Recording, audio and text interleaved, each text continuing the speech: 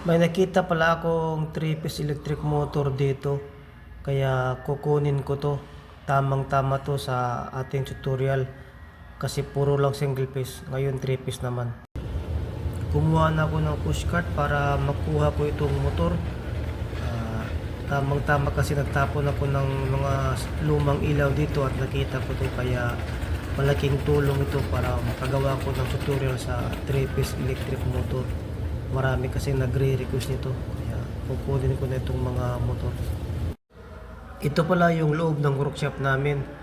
Ako lang isang naka-duty ngayon dahil Friday, kaya ito naisipan kong i-vlog ko ito para makatulong naman sa mga gustong matuto sa 3-piece electric motor.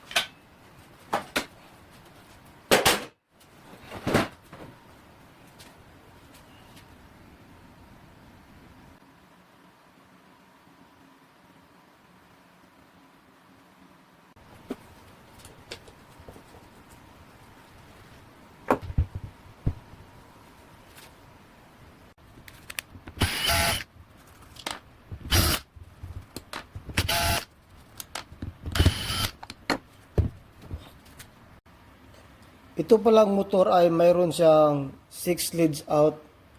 Ang gagawin natin ito, babaklasin natin itong wire na to, itong 6 leads out nga nakalabas dito sa royal cord.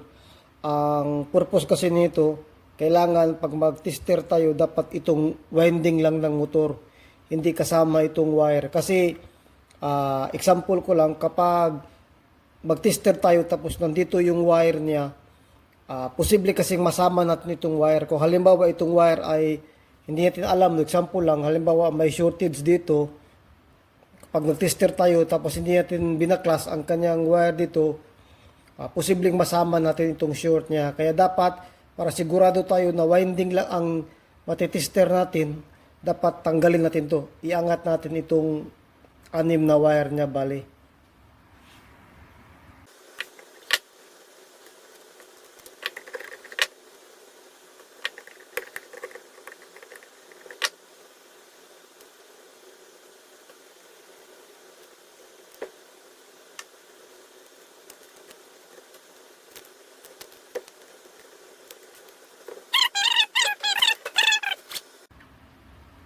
Kailangan pala natin testerin natin gamit ang ating multimeter.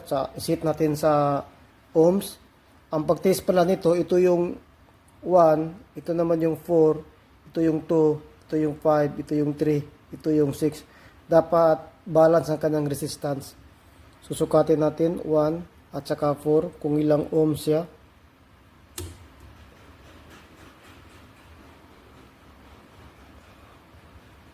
Makikita natin sa tester,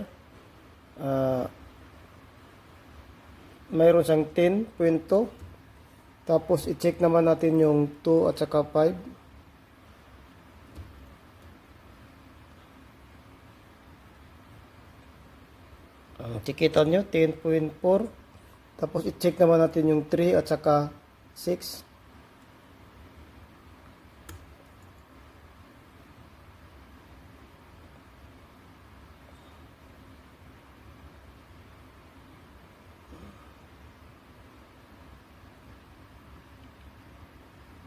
10.3 rin.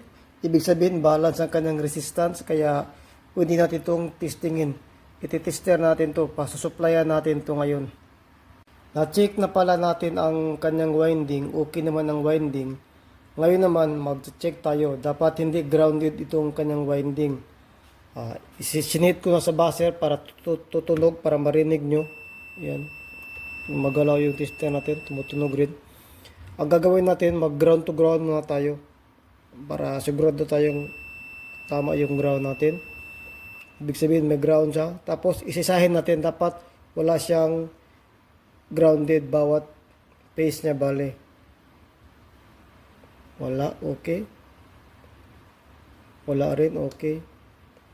Wala rin, okay. Ibig sabihin, okay yung ground, okay yung winding natin. Kaya ikukunik ko na, ibabalik ko na itong 6 leads out niya, bale, para ma-supplyan na natin. Binalik ko na pala yung 6 leads out wire, nandito na, nakalabas na, okay siya, walang putol, walang short, kaya binalik ko na. Ngayon, susupplyan natin to ng 380 volts dito sa amin. Wala kaming supply na 220 volts na 3-phase dahil nasa kabilang shop. Nandito kasi ako sa isang shop namin sa loob ng hospital. Kaya ngayon, susupplyan ko to ng 3-phase. Sa pagkukunik naman, susupplyan ko to ng 380 volts. Ganito lang ang supply niya. Yung 456, ikukupo lang natin yan. Iso-short lang natin yung tatlo. Tapos susupplyan natin yung line 1, line 2 at saka line 3. Pag sa delta naman, ito naman ipapakita ko sa inyo. 1 at saka 6 for line 1. Tapos 2 at saka 4 for line 3, line 2. Tapos 3 at saka 5 for line 3. Ganun lang sa delta. Dahil wire connection tayo, ito yung kukunik natin.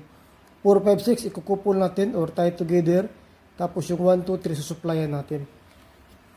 Bali, gagawin natin, hahanapin lang natin yung 4, 5, 6 dito. May numbering na kasi nito.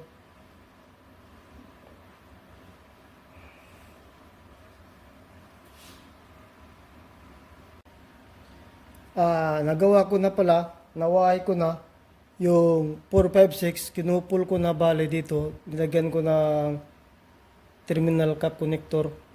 Tapos yung 1, 2, 3 nakalagay na sa overload relay.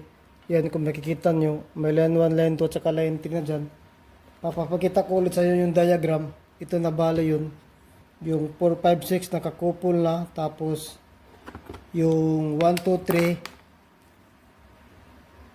yung 4, 5, 6 nakakupol. Tapos yung 1, 2, 3 nakasupply na yan. Papunta sa ating supply.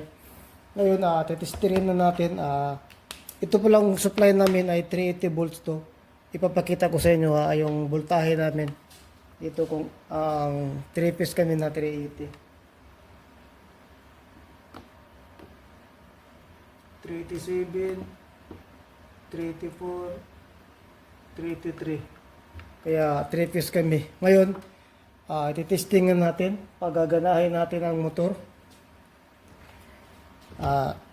Lalagyan lang natin ng tape itong shaft niya para may tanda tayo pag iikot na itong motor. Ganyan lang. Tapos ngayon naman, pabaganahin ko muna yung wala mo ng supply ha. Itatabi ko lang para hindi siya maggalaw. Para mag-lock siya. Susubukan ko muna yung control circuit.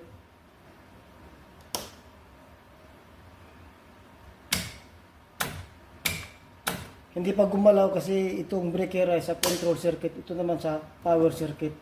Kaya bubuksan natin itong dalawa tapos kukuha natin ng amperahe ang kanyang line 1, line 2 at saka line 3 dito. Ito tayo kukuha ng ampere kung malaman natin kung ilang amperes ang ating motor. Ang motor pala nito ay mayroon siyang titingnan muna natin. Ang kanyang ampere sa Y ay 1.85. Dapat pag no load, 30% lang ng 1.85. Bale, Ang gagawin natin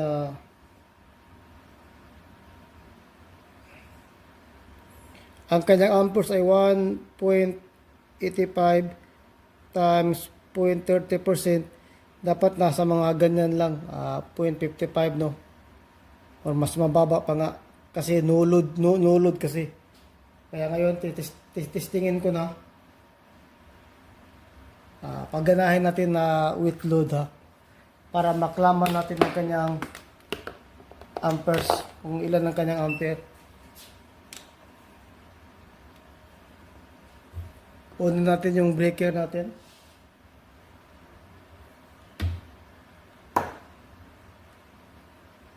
Tapos jog lang tayo.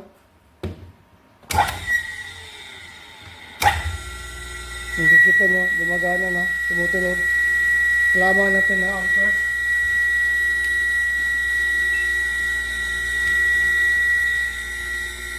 .4 amperes. Tapos babalikan natin. Kunin natin ito ang line 1, line 2, line 3.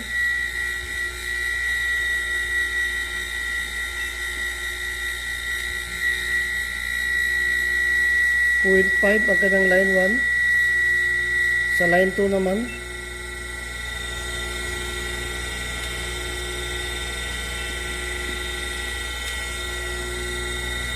.4.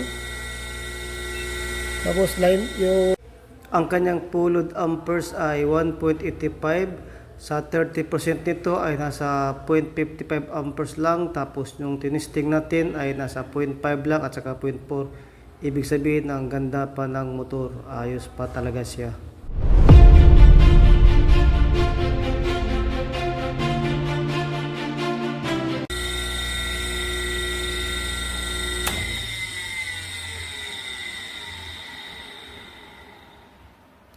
Sana nakatulong sa inyo ang video na to. At hanggang dito tayo. Salamat.